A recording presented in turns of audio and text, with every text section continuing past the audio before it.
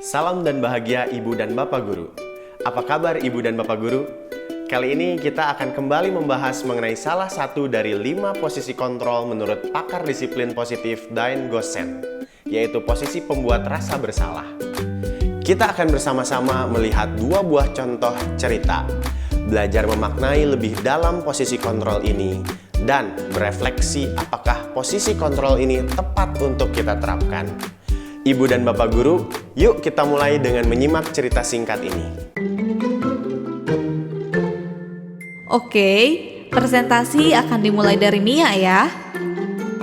Maaf Bu, saya belum menyiapkan bahan presentasi saya. Mia, seharusnya kamu ingat dong bahwa hari ini kita akan presentasi. Ibu sudah memikirkan bagaimana kita bisa asik belajar. Kamu kan tinggal mengikuti saja. Membuat presentasi saja. Kan ibu selalu ingatkan untuk tepat waktu. Kenapa kamu lupa? Ibu kecewa sekali sama kamu. Seharusnya kamu juga pikirkan sebelum lupa. Gimana ya kalau orang tuamu tahu? Beliau-beliau pasti ingin kamu belajar tekun kan?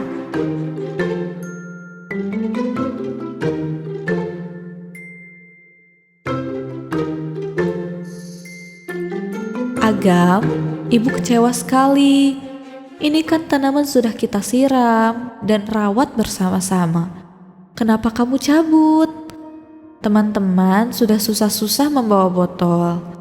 Kita menanam dari dia masih bibit kecil sekali. Sekarang kamu cabut begitu saja. Ibu sedih sekali.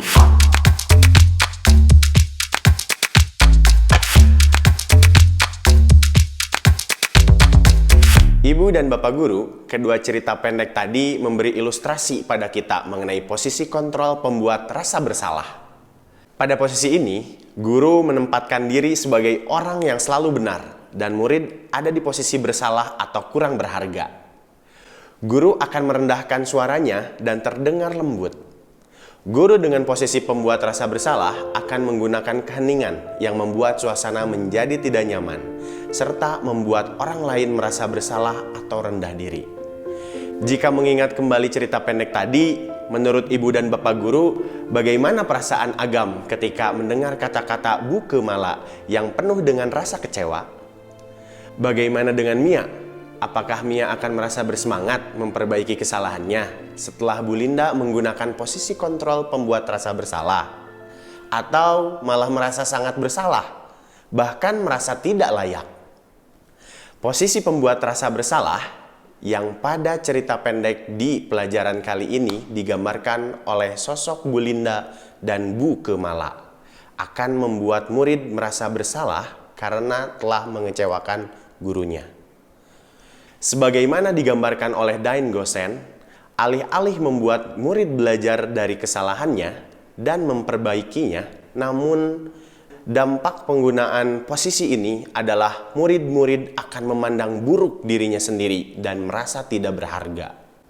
Murid-murid akan merasa menjadi manusia gagal dan tidak sanggup membahagiakan orang lain. Ketika guru mengambil posisi penghukum, murid memandang guru sebagai pihak yang menyakitinya dan dirinya sebagai korban. Murid bisa menumpahkan amarah dan menjadi agresif. Namun, ketika guru mengambil posisi pembuat rasa bersalah, murid akan menganggap dirinya yang bersalah dan ia akan menahan perasaan ini serta menyimpan emosi negatif tersebut di dalam dirinya. Hal seperti ini berpotensi membahayakan karena murid bisa terus-menerus menyalahkan diri sendiri secara mendalam, merasa tidak berguna dan tidak layak, terus memendam emosi negatif dalam dirinya. Kondisi ini bisa berdampak panjang. Salah satunya dapat menyakiti diri sendiri atau orang lain. Mengacu pada alasan motivasi perilaku murid menurut James Wilson, yang telah kita pelajari pada modul sebelumnya, motivasi ini ada di level 1 perilaku, yakni dilakukan untuk menghindari rasa sakit.